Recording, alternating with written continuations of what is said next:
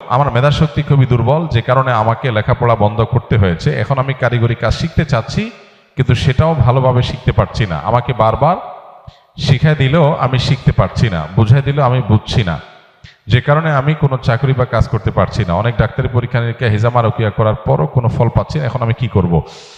দেখুন, অনেক ক্ষেত্রে আমাদের মধ্যে হতাশা কাজ করে। 2 বার 4 বার 6 বার 8 বার কয়েকবার এরকম যখন আমি কোনো কাজ ব্যাটে বলে করতে পারি না, তখন আমার মনে হয় না, আমার দ্বারা মনে হয় কিছু আর হবে না। অনেকে লেখে যে দেখেন, আমি জীবনে কোনো কাজে সফল হই না, যেটা করতে চাই হয় তার উল্টাটা। তো আমি বলি, এই যে আপনি প্রশ্ন দিয়েছেন, অনেকেই তো প্রশ্ন দিচ্ছে, সবার প্রশ্ন তো আমি পড়তে পারি না, উত্তর দিতে পারি না। আপনার প্রশ্নটা যে আমার পর্যন্ত আসছে, উত্তর দিতে পারছি, এটা তো একটা সাকসেস। আপনার জীবনে সাকসেস নাই কি বলছে? এরকম ডানে বামে তাকাইলে আপনি দেখবেন বহু সফলতা আপনার জীবনে আছে। তো শয়তান আপনাকে সবসময় কি করে? নিরাশ করে ফেলে, নাই নাই নাই। এটা একটা রোগ। আলহামদুলিল্লাহ, বহু মানুষের তুলনায় আল্লাহ তাআলা আপনাকে ভালো রাখছেন।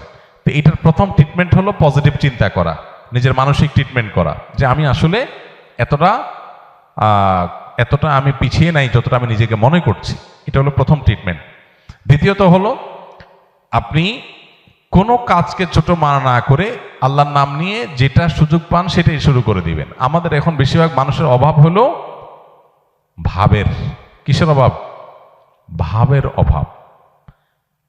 একজন মানুষ, আমি চাকরি পাচ্ছি না, তো আপনি একটা দোকানে হয়তো কর্মচারী হিসাবে পাবেন, সেটা কাজ না, কিন্তু আপনি সেটা করবেন না, কারণ আপনি চাচ্ছেন আপনার ক্লাস অনুযায়ী আপনার একটা বিশেষ ডিমান্ড আছে, সেটা না হওয়ার কারণে আপনি হতাশ হয়ে যাচ্ছেন। এই জন্য চাহিদাগুলো যত কমাইতে পারে, মানুষ যখন খুব ইজি লাইফ লিড করার চেষ্টা করে, খুব সাধারণভাবে চলার চেষ্টা করে, তখন তার কাছে দুনিয়াটা সব ইজি হয়ে যায়।